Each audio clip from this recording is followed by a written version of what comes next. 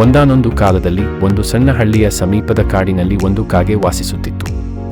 ಇದು ತುಂಬಾ ಬಿಸಿಲಿನ ದಿನವಾಗಿತ್ತು ಮತ್ತು ಹವಾಮಾನವು ಶುಷ್ಕವಾಗಿತ್ತು. ಕಾಗೆ ಬಹಳ ಹೊತ್ತಿನವರೆಗೆ ಹಾರಾಡುತ್ತಿದ್ದುದರಿಂದ ಬಾಯಾರಿಕೆಯಾಯಿತು. ಕಾಗೆಗೆ ನೀರು ಸಿಗದ ಕಾರಣ ಬಹಳ ಕಷ್ಟದ ಪರಿಸ್ಥಿತಿ ನಿರ್ಮಾಣವಾಗಿತ್ತು. ಆದರೆ ಬಹಳ ಹೊತ್ತು ನೀರಿಗಾಗಿ ಹುಡುಕಾಡಿದ ಕಾಗೆ ಗ್ರಾಮವನ್ನು ತಲುಪಿತು. ಗ್ರಾಮದಲ್ಲಿ ಹೂಜಿಯನ್ನು ಕಂಡಿತು ಮತ್ತು ಹೂಜಿಯಲ್ಲಿ ಸ್ವಲ್ಪ ನೀರು ಕಂಡಿದ್ದರಿಂದ ಕಾಗೆ ತನ್ನ ಕಣ್ಣುಗಳನ್ನು ನಂಬಲಿಲ್ಲ. ಕಾಗೆ ತುಂಬಾ ಸಂತೋಷವಾಯಿತು ಮತ್ತು ಬೇರೆ ಏನನ್ನು ಯೋಚಿಸಲು ಸಾಧ್ಯವಾಗಲಿಲ್ಲ. ಕಾಗೆಯು ತನ್ನ ತಲೆಯನ್ನು ಹೂಜಿಯೊಳಗೆ ಹಾಕಿತು, ಆದರೆ ಬಡ ಕಾಗೆಯು ನೀರನ್ನು ತಲುಪಲು ಸಾಧ್ಯವಾಗಲಿಲ್ಲ.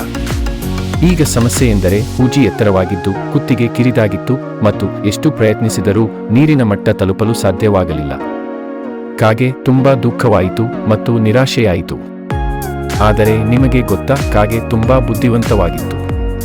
ಕಾಗೆಯು ಮಾರಣಾಂತಿಕ ಪರಿಸ್ಥಿತಿಯಲ್ಲಿದ್ದ ಕಾರಣ ಕಾಗೆ ಸಾಕಷ್ಟು ಯೋಚಿಸಿ ಆಲೋಚನೆಗಳನ್ನು ಹುಡುಕಲು ಪ್ರಾರಂಭಿಸಿತು. ಆದರೆ ಕಾಗೆಯ ಉತ್ತಮಾಂಶವೆಂದರೆ ಅವನು ತುಂಬಾ ಬುದ್ಧಿವಂತ ಮತ್ತು ವಿಭಿನ್ನ ಪರಿಸ್ಥಿತಿಯನ್ನು ಎದುರಿಸಿದಾಗ ಬಿಡಲಿಲ್ಲ. ಕಾಗೆಯ ಈ ವರ್ತನೆ ಅವನಿಗೆ ಸಹಾಯ ಮಾಡಿತು ಮತ್ತು ಅವನಿಗೆ ಅದ್ಭುತವಾದ ಉಪಾಯ ಸಿಕ್ಕಿತು.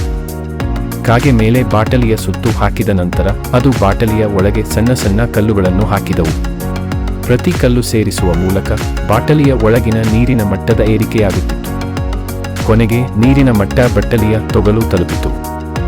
ಈಗ ಕಾಗೆ ಸಂತೋಷದಿಂದ ನೀರನ್ನು ಕುಡಿಯಿತು ಮತ್ತು ತಾನು ಪರಿಹಾರ ಕಂಡುಕೊಳ್ಳುವುದರಲ್ಲಿ ತೃಪ್ತಿ ಹೊಂದಿತು.